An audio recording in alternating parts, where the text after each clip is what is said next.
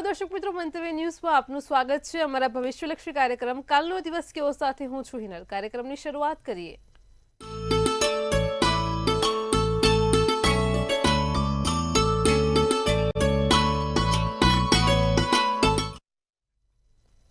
દર્શક મિત્રો, કાલનો દિવસ કેવો એટલે કે એક એવો કાર્યક્રમ કે જેમાં આવતીકાલનું પંચાંગ, દિન વિશેષ અને દિવસ રાતના શુભચો ઘડ્યા આપણને કિશન મહારાજ પાસેથી જાણવા મળે છે.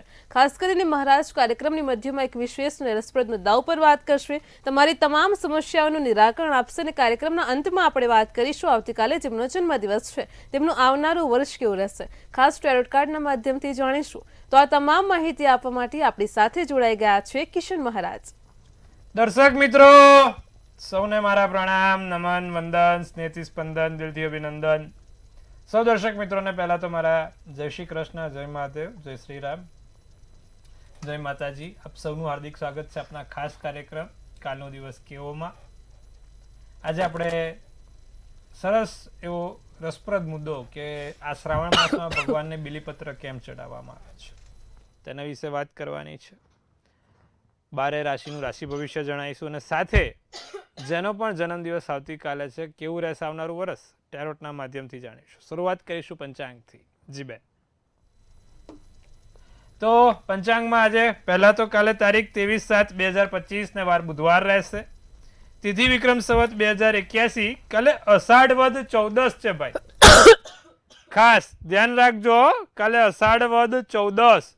મિથુન રાશિનો ચંદ્ર ક, છ અને ધ મૂળાક્ષર છે.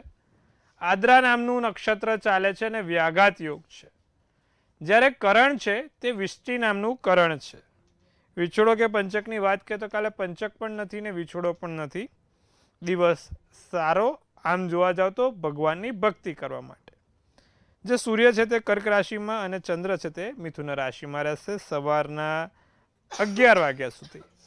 6:06 સૂર્યોદય ને સૂર્યાસ્ત સાંજે 7:25 થશે. 5:17 ચંદ્રોદય, ચંદ્રાસ્ત 6:28 થશે. બુધવાર હોવાથી કાલે કોઈ અભિજીત મુહૂર્ત નથી ને બુધવારને 14 છે. રાહુકાળ બપોર 12:45 થી 2:26 છે. બને ત્યાં સુધી રાહુકાળમાં કોઈ કામ ના થાય તેનું ખાસ ધ્યાન રાખીશું. એકંદરે આમ દિવસ મધ્યમ રહેશે. નાના મોટા કોઈ કામ કરવા છે ફરી એકવાર કાલે 14 છે, ના કરો તો સારું, પણ જો બેવડાય કોઈ સારા આમ નાના મોટા કામ કરવા તો બુધવારે બેવડાય ખરા તો વાંધો નથી. એટલે ભગવાનની ભક્તિ કરવી છે, કોઈ મૂર્તિ લાવી છે, શિવલિંગ લાવવું છે તો કરી શકાશે. તો કાલનો દિવસ મધ્યમ રહેશે. દરેક લોકો ભગવાન દશામાં, શ્રાવણ માસ બધું નજીક આવે છે, મૂર્તિ સ્થાપન કરવું હોય તો થઈ શકે એમ છે. જી બેન. જી મહારાજ, કાર્યક્રમમાં આગળ હોય દર્શક મિત્રોને આવતીકાલના દિન વિશેષની માહિતી આપો. કાલે બને ત્યાં સુધી કોઈ પણ લીલા વસ્તુનું દાન કરો, જેમ કે ભગવાન ગણપતિને દુર્વા ચડાઈ, કબૂતરને મગ ખવડાયા કે પછી કોઈ પણ લીલી વસ્તુનું નાનું મોટું વસ્ત્ર હોય કે ગમે તે હોય, કોઈ પણ નિર્ધન વ્યક્તિને દાન કર્યું. આવું કરવાથી તમારો બુદ્ધ પ્રબળ થશે અને તમારી વાણી સુધરશે. તો કાલે આટલું કરવાથી લાભ જોવાશે. જી બેન. જી મહારાજ, કાર્યક્રમમાં આગળ હોય દર્શક મિત્રોને આવતીકાલના દિવસ ને રાતના શુભ ચોઘડિયાની માહિતી આપો. જે પ્રથમ ચોઘડિયું સવારનું લાભ 6:06 થી 7:46. બીજું આવશે અમૃત ચોઘડિયું 7:46 થી 9:25. ત્રીજું શુભ ચોઘડિયું 11:05 થી 12:45 ને પછી આવશે લાભ ચોઘડિયું 5:45 થી 7:25. સારા ચોઘડિયા નાના મોટા કામ કરવા છે, કોઈ સારું એવું કામ કરવું છે તો થઈ શકશે આ ચોઘડિયામાં. રાત્રિનું ચોઘડિયું શુભ 8:45 થી 10:05, અમૃત ચોઘડિયું 10:05 થી 11:26 છે. તો આ દરેક ચોઘડિયા આમ જોવા જાવ તો સારા છે, નાના મોટા કામ કરવા માટે તમને સારું ફળ આપી શકે છે. ફરી એકવાર માંગલિક કાર્ય ના થાય કે કોઈ એવા મોટા શુભ કામ ના થાય, પણ નાનું મોટું કદાચ કામ કરવું છે તો આ ચોઘડિયામાં કરી શકાશે. જી બેન. જી મહારાજ, કાર્યક્રમમાં આગળ હવે દર્શક મિત્રોને આજનો જે વિશેષ અને રસપ્રદ મુદ્દો છે તેની વાત કરો. હવે બધા શ્રાવણ માસ આવે એટલે દેવાલયોમાં જઈને બીલીપત્રો ચડાવે, પણ આમાં ઘણા લોકોને ખબર નથી કે આપણે બીલીપત્ર કેમ ચડાવીએ છીએ, શું કામ બીલીપત્રો ચડાવીએ છીએ, બીલીપત્રનું મહત્વ શું છે. બીલીપત્ર આમ તો આપણા આયુર્વેદમાં સૌથી સારી ઔષધિ પણ કીધી છે. બીલીપત્રનો જ્યુસ સૌથી ફાયદાકારક અસરકારક પણ કીધો છે. બિલીપત્ર એટલે કે ભગવાન શિવને અપાતો એક ભોગ છે. હવે વાત એવી છે કે જ્યારે સમુદ્ર મંથન થયું અને ત્યારે પહેલા હળાહળ વિષ નીકળ્યું. દેવો અને અસુરો વચ્ચે જ્યારે સમુદ્ર મંથન થયું ત્યારે જે પહેલું વસ્તુ નીકળી તે હતું હળાહળ વિષ. હવે ના દેવો તૈયાર કરે ના અસુરો તૈયાર કરે આ પીવા માટે, અને જો પૃથ્વી પર આ હળાહળ વિષ આવે તો ત્રણેય લોકનો સર્વનાશ થાય. ત્યારે દરેક દેવોએ ભગવાન શિવને આજીજી કરી, ભગવાન શિવની સ્તુતિ કરી અને ત્યારે કીધું કે હે દેવોના દેવ મહાદેવ, તમે જો આ હળાહળ વિષ પીવો તો તમે આ ત્રણેય લોકોનો સર્વનાશ કરતા બચાવી શકશો. તમે જ એક દેવ છો, તમને અમારા નમસ્કાર છે, તમને અમારા વંદન છે કે જે આ મોટી દુવિધામાંથી બહાર કાઢી શકે છે. ત્રણેય લોક હાલમાં ખતરામાં છે, ત્રણેય લોકો પર અત્યારે સંકટ આવેલો છે અને તમે દેવોના દેવ છો તો મહાદેવ આ હળા વિષ પીને અમારી ઉપર કૃપા વરસાવો.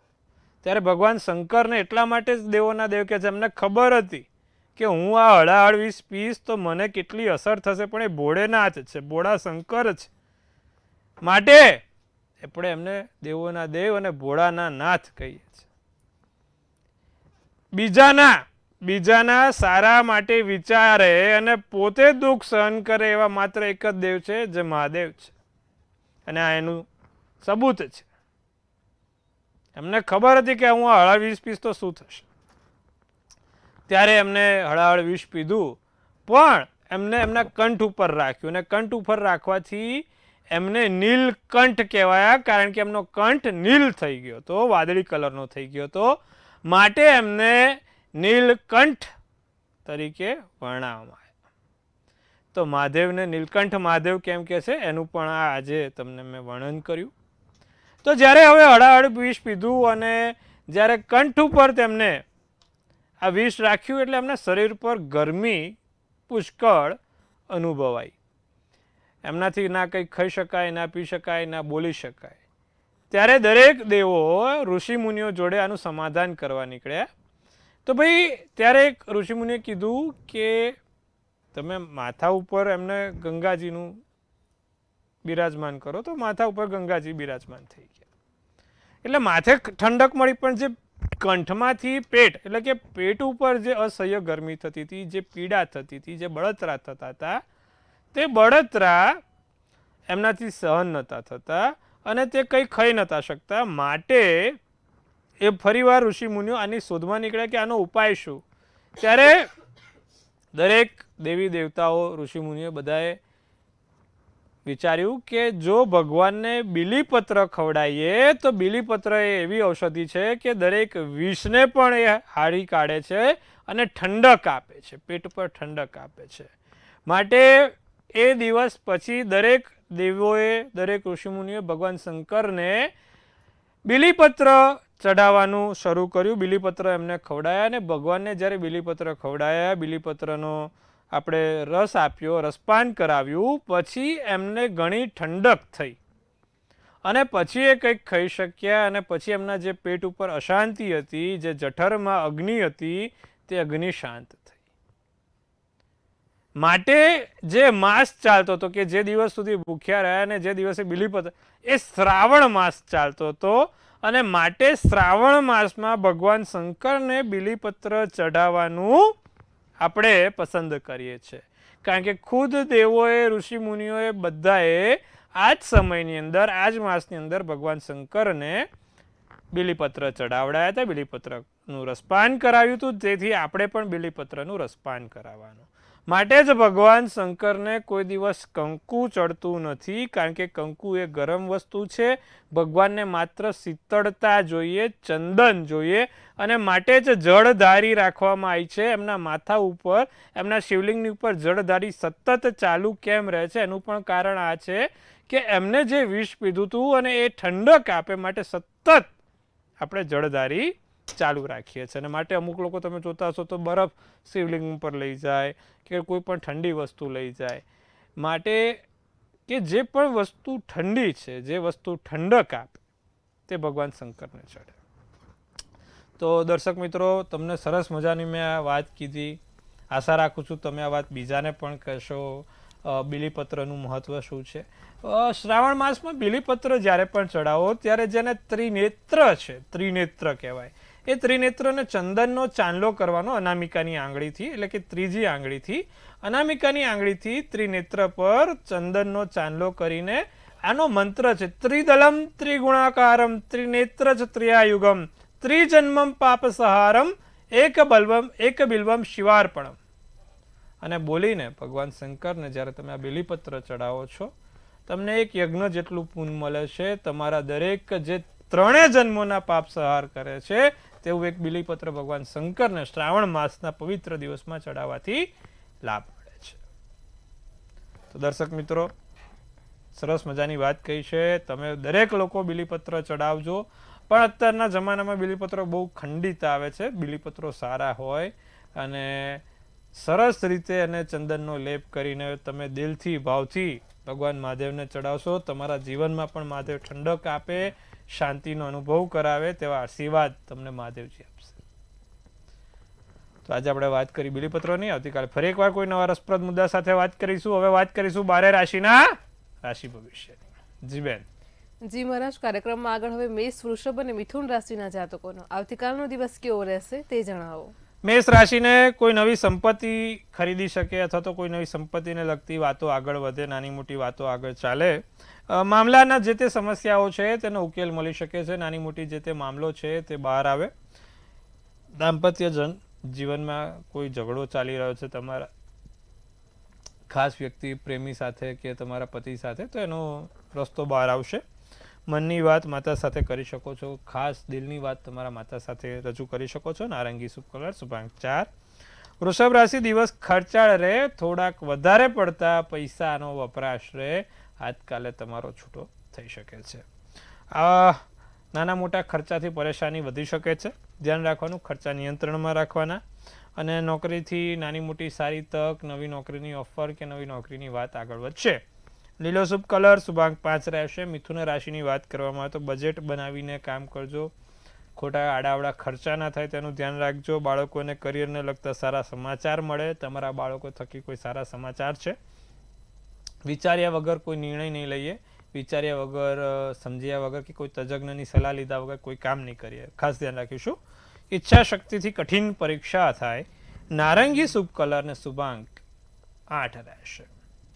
જી બેન. જી મહારાજ, કાર્યક્રમમાં આગળ હવે કર્ક, સિંહ અને કન્યા રાશિના જાતકોનો આવતીકાલનો દિવસ કેવો રહેશે તે જણાવો. કર્ક રાશિ મન પ્રસન્ન રહે. સારા તમે સમાચાર જોઈ શકો છો.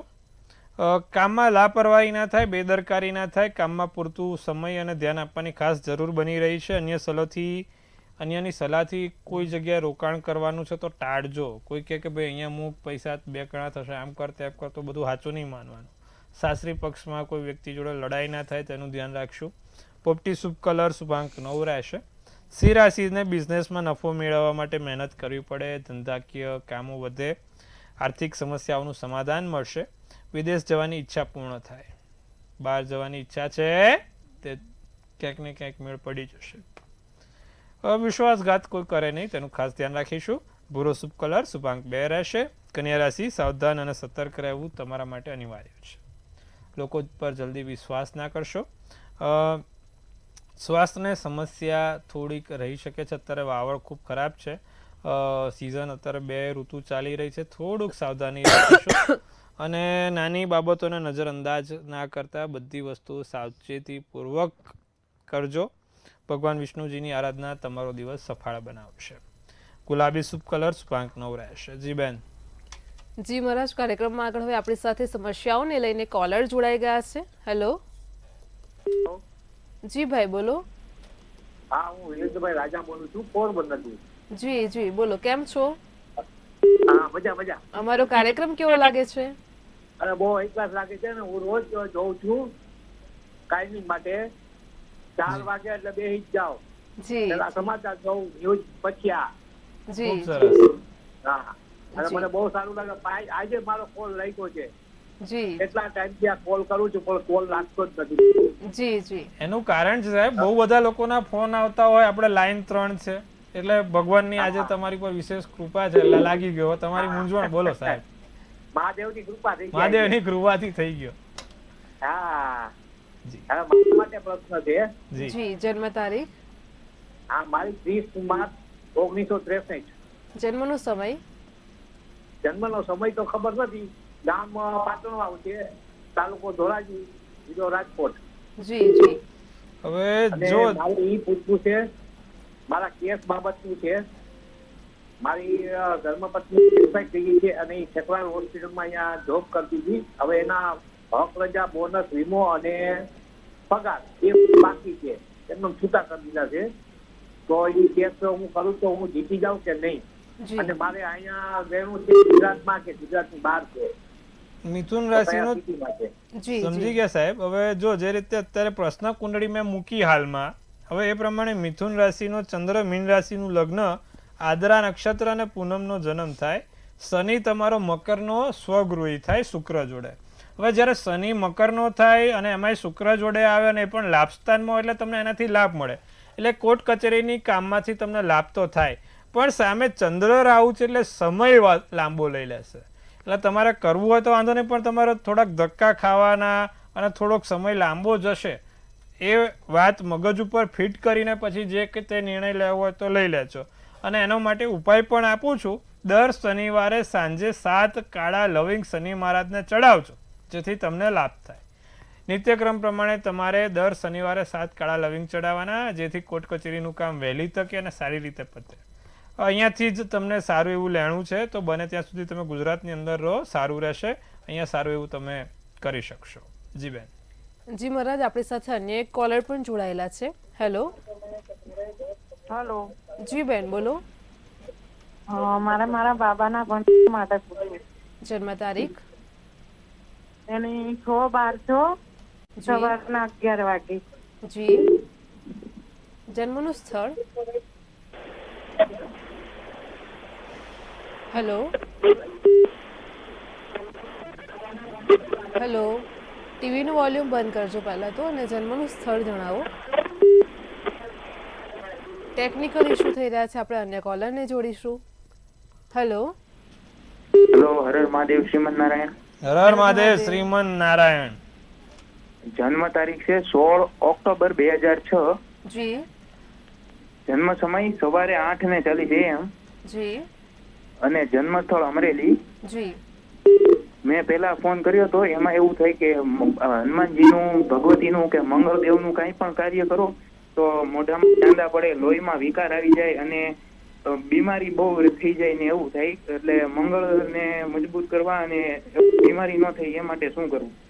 જી કર્ક રાશિનો ચંદ્ર, તુલા રાશિનું લગ્ન, આશ્લેષા નક્ષત્ર, દસમની તિથિ છે. જે તકલીફ છે, મંગળ તુલા રાશિનો લગ્નમાં અસ્તનો થઈને બેઠો છે, માટે આ સમસ્યા છે. 2 વસ્તુ કરાય. પંચધાતુનું કડું એક તો જમણા હાથમાં પહેરી લેવાય, અને તાંબાની વીંટી ત્રીજી આંગળીમાં ભગવાન હનુમાનજીને સ્પર્શ કરીને પહેરવાથી તમને લાભ થશે. દર મંગળવારે અને દર શનિવાર સાંજે દાડમનું ફળ ભગવાનને અર્પિત કરીને, હનુમાનજીને અર્પિત કરીને ખાવાનું રાખો, ચોક્કસથી લાભ થશે. જી બેન. જી મહારાજ, તમામ દર્શક મિત્રોની સમસ્યાનું સચોટ નિરાકરણ આપ્યું છે. કાર્યક્રમમાં આગળ હવે તુલા, વૃશ્ચિક અને ધન રાશિના જાતકોનો આવતીકાલનો દિવસ કેવો રહેશે તે જણાવો. તુલા રાશિ, કાલે દિવસ તમારા માટે સારો છે. બિઝનેસ પાર્ટનરશિપમાં લાભ થઈ શકે છે. સામાજિક કાર્યક્રમમાં ભાગ લઈ શકો છો અને નોકરિયાત વર્ગને પ્રમોશન મળશે.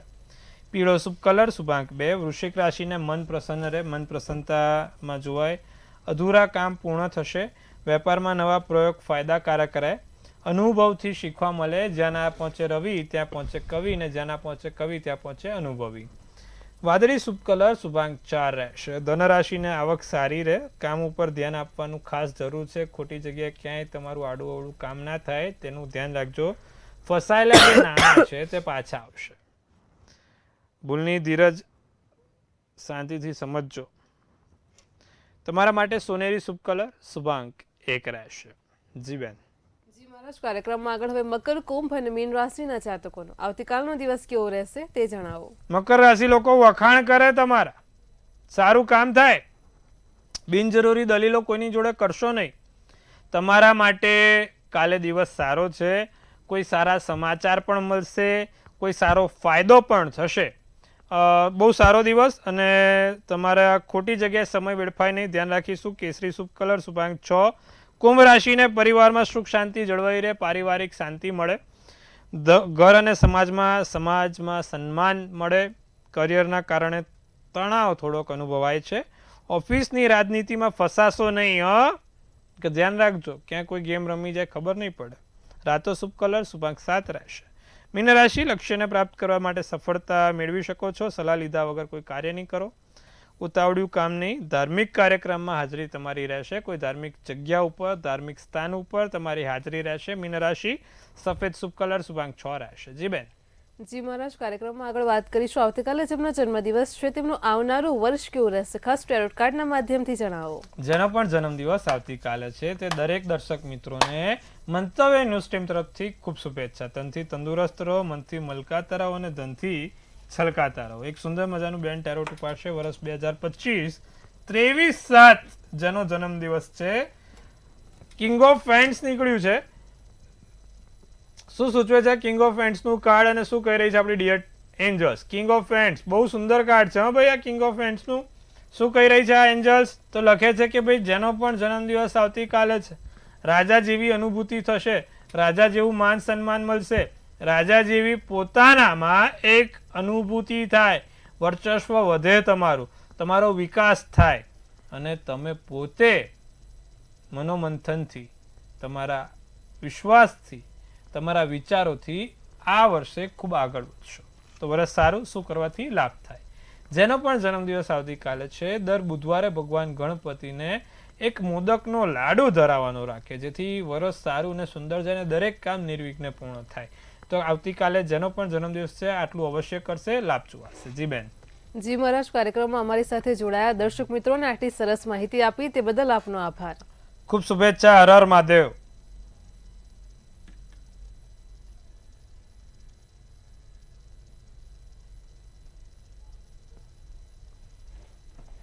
દર્શક મિત્રો, તમને પણ જો કોઈ સમસ્યા હોય તો નોંધી લો કિશન મહારાજનો કોન્ટેક્ટ નંબર.